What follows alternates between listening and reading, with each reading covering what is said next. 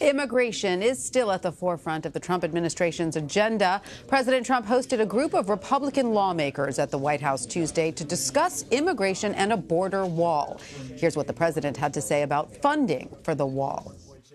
Well, we're spending $1.6 billion now. There's a plan for another $1.6 billion, but I'd like to ask this room if we could increase it. I think in light of what's happened with the drugs, with the human smuggling, with all of the problems, we have to have the wall.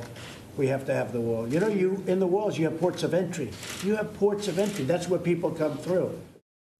I'd like to bring in CBS News correspondent Paula Reed. She is at the White House. Paula, we just heard the president say we need the wall.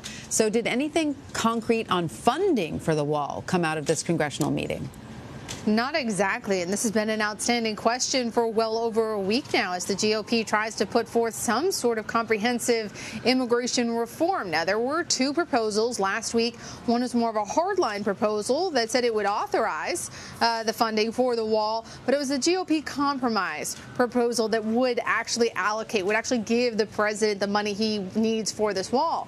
But it's unclear whether or not the GOP compromise proposal has enough votes to actually pass. In fact, the president himself tweeted late last week that they shouldn't even bother with it until after the midterm. So while the president continues to say he needs the wall, he wants the wall, he even suggested the wall has started, which seems to be some hyperbole. So far, there is no guaranteed funding for this wall until Congress can pass some sort of financial allocation.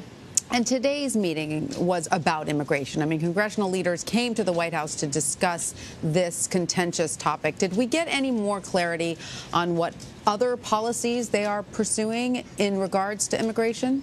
Not really. One of the big outstanding questions is, does the president support the current GOP compromise proposal or not? Last week he said, or I guess 2 weeks ago now, he said he did not. Then the White House said he did. Then he sent out that tweet. So there's still some confusion on the extent to which the president is willing to back the GOP compromise proposal on immigration. But the biggest problem now, the biggest hurdle it has, is the fact that it doesn't actually have enough votes to pass. So we may not even need to get to the question of whether or not it has the president's support. But if the president supports a bill that, of course, helps galvanize many of his supporters, maybe even some immigration hardliners, if they believe this is what the president wants to pass on immigration to solve some of the problems in the immediate future, such as that 20-day limit on holding children in federal detention facilities. Unless the courts or Congress does something about that law in less than 2 weeks, the administration will have to start once again separating families. But at this point, there really just is no coherent game plan for Republicans on how to move forward on immigration. And Paula, speaking of the courts, President Trump is still talking about eliminating due process for immigrants who cross illegally. As a lawyer, can you tell us, is this even constitutional, or would it go to court? Well, he seems very upset about how long it takes to process people, particularly on asylum claims. And the administration argues that there has been about a 1,700% uptick in asylum claims over the past several years. And they argue that that is because people have learned how to game the system. And if you come here and you say the right words about political persecution and apply for asylum, you basically get to stay here for several years until you have a hearing. And the president said, I don't like that system. I don't think it's efficient. We shouldn't be sort of allocating all this resources. He even says he doesn't want more judges to hear these cases. But particularly when it comes to asylum cases, we are technically needing to extend due process rights to those people. If they have a legitimate claim of asylum, they should be seen by a judge that should be evaluated. But again, the other side is that the administration believes that this system is being abused. And the statistics do show an enormous uptick in the number of people claiming asylum, and also an uptick in the number of asylum claims that are denied, meaning that judges are seeing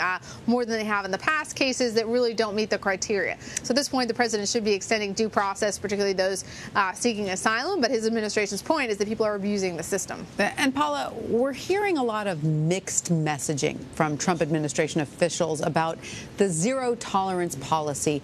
Where does the White House now stand on this? Well, this has really been the one consistent theme since zero tolerance was announced, is that you get mixed messages from the Justice Department to the White House to the Department of Homeland Security. Right now, the Attorney General, Jeff Sessions, is saying, since he has said for the past 2 months, there is a zero tolerance policy in effect, and they will continue to try to prosecute every adult who crosses the border illegally.